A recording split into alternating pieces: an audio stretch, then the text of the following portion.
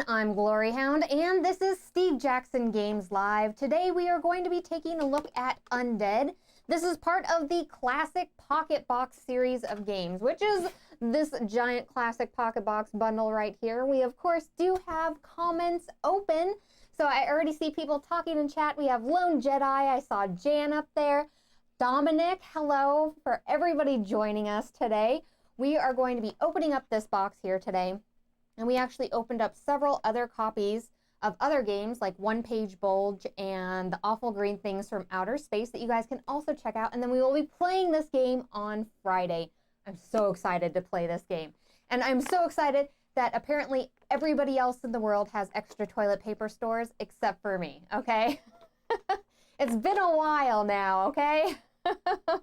All right, so in the Undead Game, this is a two-player game. One of you plays as Dracula, and another player plays as the vampire hunters running around trying to find Dracula.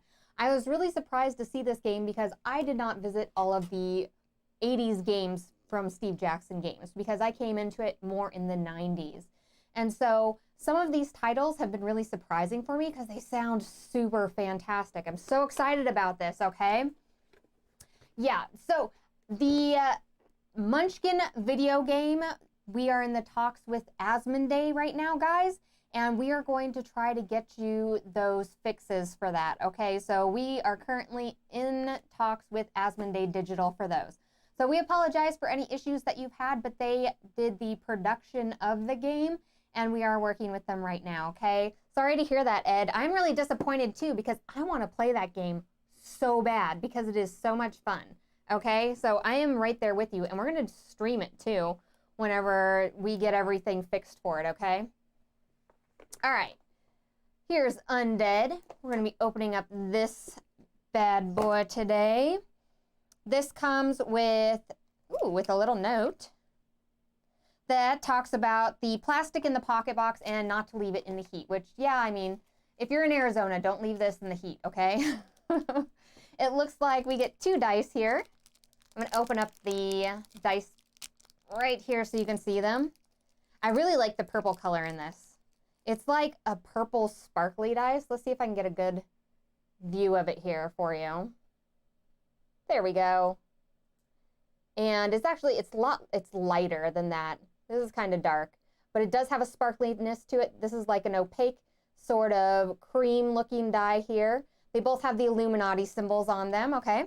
We have some little die cut boards here, or little cardboard boards here, and it looks like, let me show you guys these up close as well, because we have Dracula, and Dracula actually turns into different forms in this game. So you have Dracula, you have his bat form, you have his wolf form, and you have his little mist form, and of course you have the little vampires that, what is it, Dracula's Brides. That's right, Dracula's Brides that also come with this game. It looks like we have plenty of coffins in here. There's another wolf out here, and Renfield. I'm guessing that must be like the ghoul that travels with him, right? And then for the hunter side, we have a whole bunch of different people here. We have Vincent, we have a constables that are over here. We have Watsons, we have Holmes. Holmes and Watsons are in this. Let's get to bring it back in focus here. We have some furniture, it looks like, in here with like couches and chairs and tables and stuff. Like, this is exciting. This is really detailed. This is going to be a very detailed game. I'm excited about the detailedness of this. You also get one of these little boards right here that you can actually cut out on your own if you want. I like having the cardboard pieces because they're a little bit easier to pick up. They're just a little bit thicker and stuff than those. But if you wanted to, you could go ahead and cut these out and use them instead, okay? We have, what is this? Oh, okay, so this is a catalog update from July of 1988. That's hilarious. Oh my gosh. It lists all the old 1988 style games like Murphy Rules, the original Illuminati, Conan, GURPS Space Atlas. Oh my gosh. That's hilarious. A bunch of old school Car Wars stuff in here. Let's get to the map, though. The map's the really important part, right? I think these are the instructions. The instructions are a bit longer than this, but you know, I got spoiled by one-page bulge with that like 1 page of instructions, which was so nice and easy to play, like so simple to bring to the table. I was so impressed with that. Okay, here is the map for this, and it looks like we have like an indoor combat room here. And it looks like a little combat results table right there. What else do we have here? Ah, okay, here we go. Ooh, okay, and then here, it looks like a big map here where you're going to be traveling, trying to capture Dracula throughout the city here. We have an hour track down here, it looks like, and then also a disbelief track. So when you're going through, it looks like it changes as far as like where if people believe that that Dracula is here or not, or if they just disbelieve it, okay? Todd says, the Pocket Box games were so innovative. I cannot tell you, Todd, how much I'm enjoying opening these Pocket Boxes, because so far I've enjoyed every single one of the game. I love that they're games. They're so portable too, you know? You can just pick them up in this tiny little box and carry them wherever you want to go. And they've been very strategic. So, I mean, they've been a ton of fun to play. Hello, Marie. How are you doing? It's good to see you here. So this is the City of London in the in the 1890s. The indoor map down here. And then we also have, I saw the crypt map. Here we go. And then they have the crypt map right there. So you go into the crypt, which is exciting. And I'm sure that this is where all of your little, let me get the pieces out. All of your little coffins are gonna go. And then on your indoor map, you're gonna have all your furniture, which is amazing. Like for such a tiny little game here, you have so much stuff, right? You get all of your stuff that you're gonna populate in here, and you get like 3 different maps that you're traveling through, guys.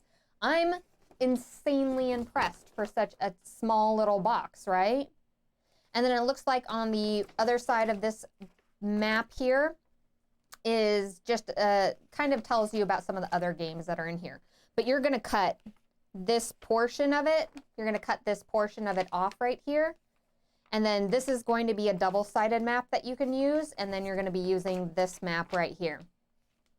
And then it all just folds up right back into the box. So excited to play this, guys. We're gonna be playing it on Friday. Now, there's a couple of Pocket Boxes that I haven't opened yet. And I want you guys to take a quick look because I want you guys to tell me which ones you want to see opened up next, okay? So the last 3 I think we have to choose from are Kung Fu 2100, The Necromancer, and Raid on Iran, which is a little bit like the 1-page bulge that I went ahead and played. Try to get all these out for you. Ugh. I'm just gonna take them all out of here. Look at that art on there, guys. The art is so sick, right? So I already have playthroughs and box openings on these 2. So if you guys are interested in checking those out, make sure to hit up our YouTube channel. We have those on YouTube. The 3 that we have to choose for next week are going to be one of these. So just tell me in the chat that on which one you guys want to see, and we will open one of those up and play it next week on this, okay? So John says, only played this game once back in the day, but it was one of the best game sessions I ever played, more like an RPG adventure. Absolutely. I was thumbing through some of the rules, and I did see a little portion that it does have on GMing as you're playing, which is amazing. I really, really love that. Because they've added so many intricate pieces to this where you get to turn into the mist and you get to turn into the bat, and then you're hunting around there and you have other people you're talking to and stuff. And since they made it so detailed, just that role-playing aspect like rolls right into it, you know, at least for me as a player. Like, there's nothing better than playing a game and you get so into the game that you feel the need to like role play as you're also in there with the game, right? Oh, Dominic says, this game is the main reason I backed the Kickstarter. Really? That's exciting to hear. I didn't realize this one was so popular. Like I said, I had played this one, but as far as all the others, I hadn't actually gotten a chance to play these. and I was really happy with One Page Bulge. Awful Green Things is always so much fun, but this one here like really, really shined for me because it was such a simple war game to get into, and I love war games. And the fact that it was so simple to get into means I can teach it to anybody very, very quickly. Like it was, I can't explain to you how easy it was to teach. It was actually really streamlined. It held up to today's standards as far as games go because it was very streamlined rules, very easy to understand, and very easy for somebody to pick up right away, which I played this with Dr. GloryHoundd, and he hates war games, and he enjoyed this one very much, okay? Dominic had the original way back. That's exciting. That's another really exciting thing is hearing all of you guys tell me how you actually have some of the original games of these. And what was it? One Page Bulge, there was like a magazine that it had came in that some people had. And I was like, oh my gosh, that's amazing that you love that game so much that you kept it, right? So out of these three right here, which one do you guys think I should do? And this is another war game style game. I'm guessing that Necromancer is going to be more along the lines of Undead. This is Armies of the Undead that people are going to be playing. Kung Fu 2100 reminds me of like a new Street Fighter-y sort of thing, right? Oh, really? Okay. So they all predate my interest with Steve Jackson games. Yeah, my first Steve Jackson game that I ended up playing was Munchkin, which that was back in the 90s, and it was my gateway game, guys. That was the first game I was introduced to where I was like, oh my gosh, you mean there's other games out there than Monopoly? I am so excited to play something other than Monopoly, right? And that's when I started getting into role-playing games and just other games that were on the market, which a lot of them still, I mean, in the 90s were like these sort of things where they came in paper boxes and with paper sheets and little tiny cardboard chits if you were lucky and stuff. So there was a lot of that going on still as well. Necromancer. Ooh, I was hoping you would say Necromancer. These two I was really excited about just because I liked One Page Bulge so much, right? Yeah, okay. Kung Fu 2100 is a very odd game. It reminds me of robots. I'm going to take a quick look. For years, the clone masters have ruled the world. Their only foes were the Terminators trained from birth in martial arts. So like you have like martial arts Terminators with Kung Fu 2100, right? All right, so we will be playing Undead later, okay? We're going to go ahead and play this on Friday. It will be at 6 p.m. Mountain Standard Time, and it's going to be super exciting. I'm excited to play it, guys.